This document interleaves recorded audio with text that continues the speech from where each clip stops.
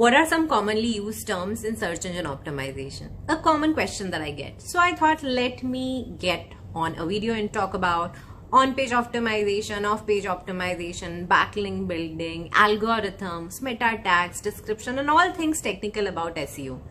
So hello everyone, this is Nidhi Singh. You're watching this video under series Digital Marketing Dictionary. I have demystified a lot of digital marketing terms under this playlist. Do check the first comment. And if you're new to the channel, do subscribe for more videos like this. Let's get started.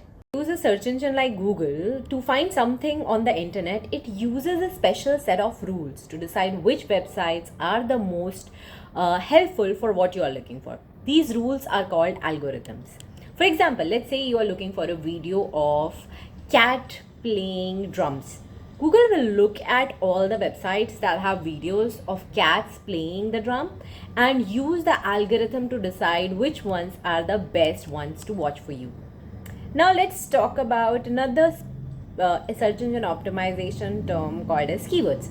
Keywords are special words that tell Google what your website is about. For example, if your website is about cats playing drums, you might use keywords like cat, drums, and playing, right? So yeah, that's what the keywords are. Keywords kind of are guiding light for search engine.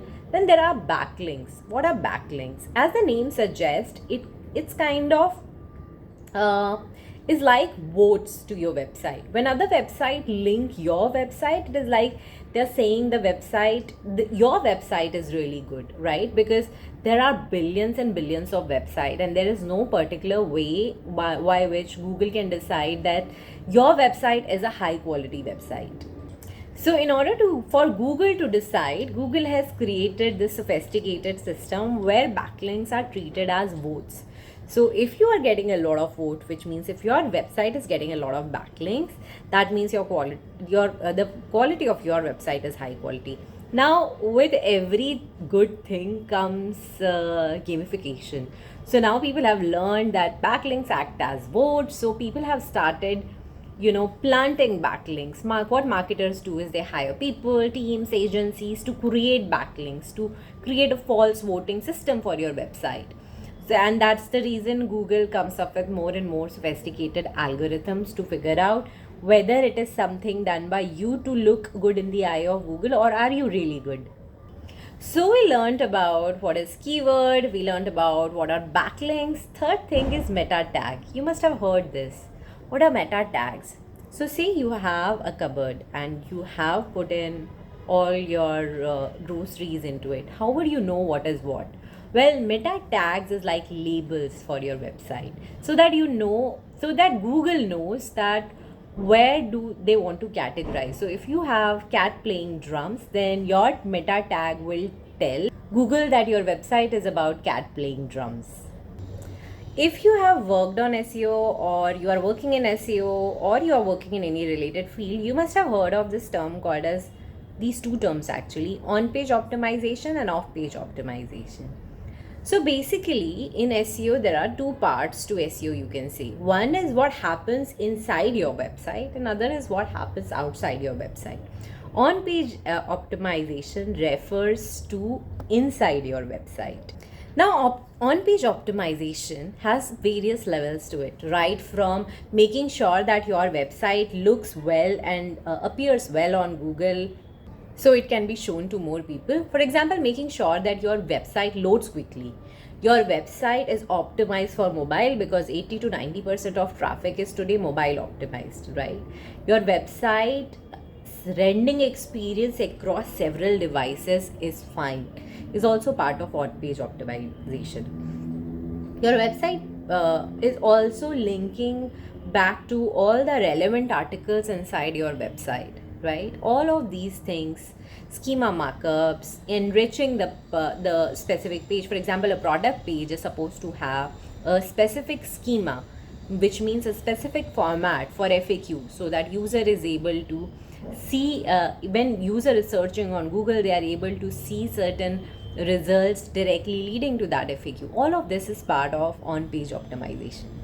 What is off-page optimization? When you see, let's say you see content about Amazon on other websites. You see them linking back to Amazon. Well, all of that is Amazon's off-page optimization. Basically, when other websites talk about you, that's off-page optimization. That kind of again gives Google signal that your website is a high authority website, and a lot of other websites talk about your website and think good about that your website. Think about it like a personal brand, right?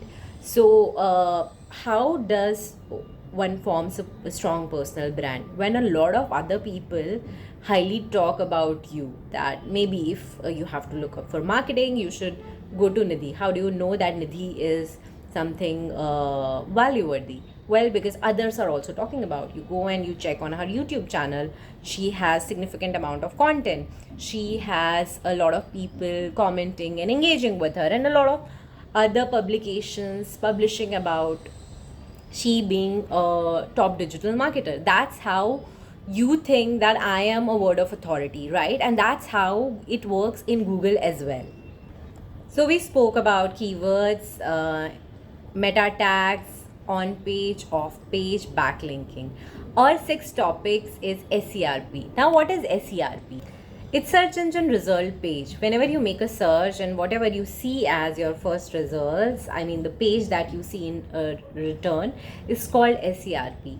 Well, over a period of time, right from being a super cluttered Google search page to a much simplified but much intelligent search page, there is a lot to talk about SERP, right?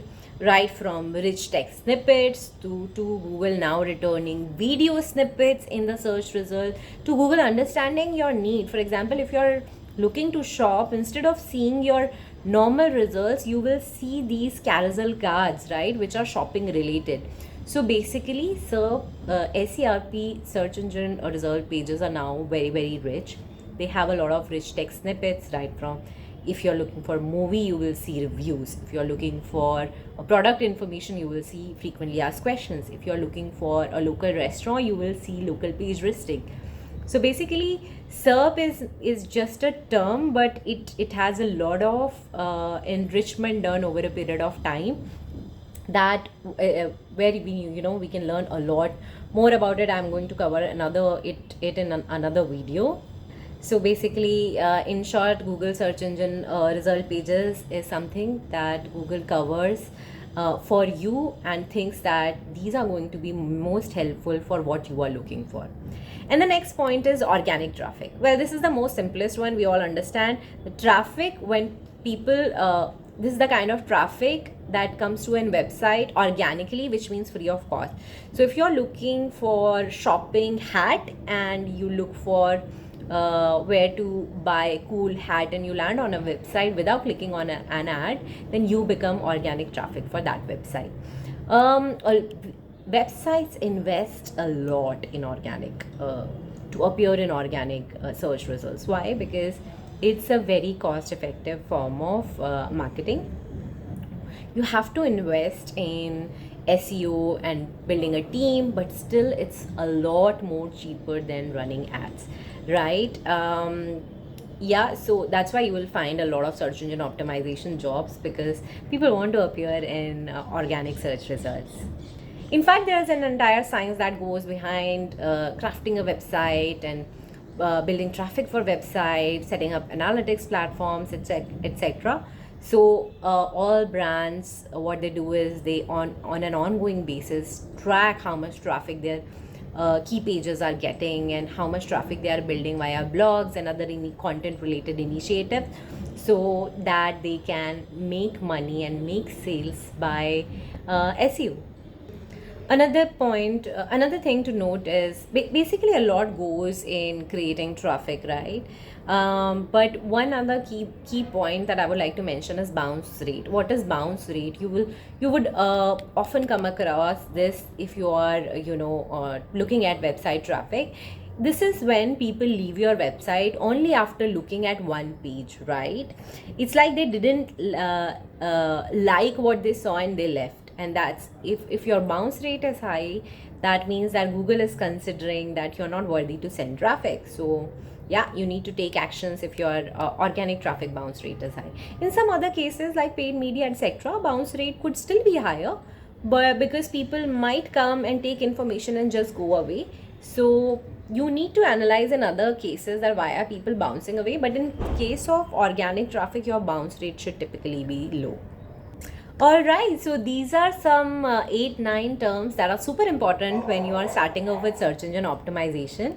If you want to learn more about SEO, I have detailed playlist for everything that I'll comment as the first comment. I'll also link it in the end screen, so do check that out. I also have a playlist on jobs in digital marketing, jobs in SEO, and salaries in SEO. So if you are interested, do check that out as well. I have also recently created a playlist on ChatGPT.